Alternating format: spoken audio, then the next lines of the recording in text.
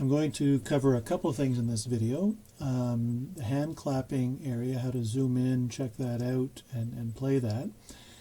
If I go to the hand clap track and I hover over the bottom edge of it, this arrow pulls up. I can expand that track to make it nice and big to see. But you can't really see the waveform and adjust it. You can use these plus minus buttons over here, but a much faster way to do that is to use the scroll button on your mouse. And actually I'm going to put the cursor right in the middle because it will zoom in where the cursor is, and use the scroll button to make it a size that you want.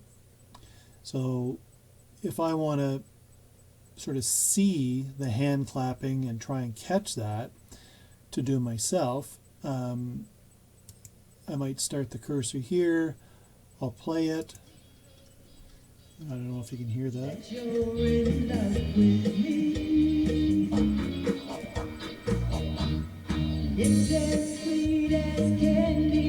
try it again from here.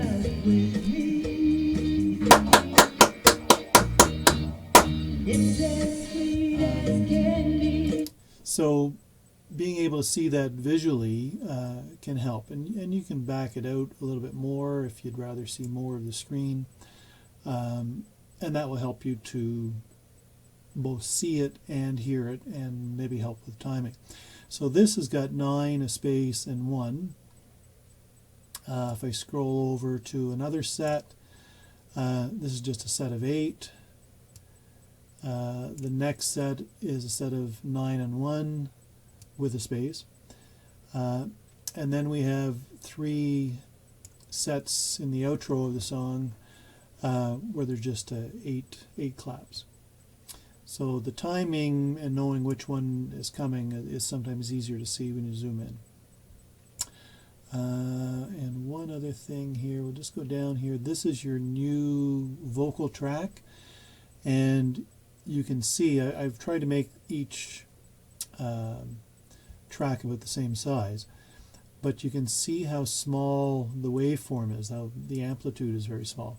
So that means the volume is really low compared to the built-in track where the volume is considerably more noticeable, or even the backing tracks where it's considerably more noticeable.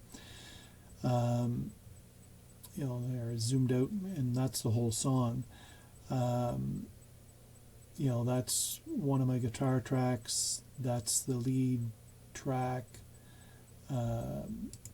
this one's the cowbell track. You can see how big the waveforms are. So part of it may be getting closer to the mic, part of it may be playing around with your gain settings that you're not getting into the distortion range, but getting a much higher input on your gain side to help get a stronger signal. I've boosted that.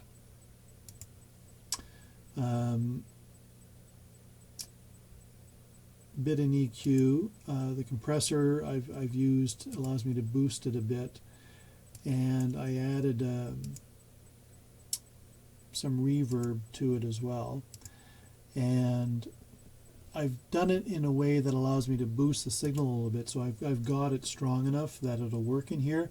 But when you boost the signal, you're also boosting the floor noise, so any of the background hiss and hum that is just normal on a microphone or in the preamps in your audio interface, they get boosted as well. I think it'll be lost in the mix. I don't think we'll hear it when all the other instruments come out, but if I just solo your track, you can hear it in the background. So what I may do is cut out sections like this.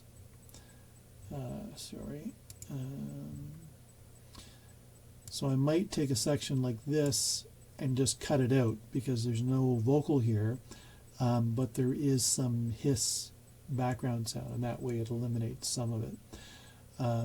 So that's kind of the gist of this quick video.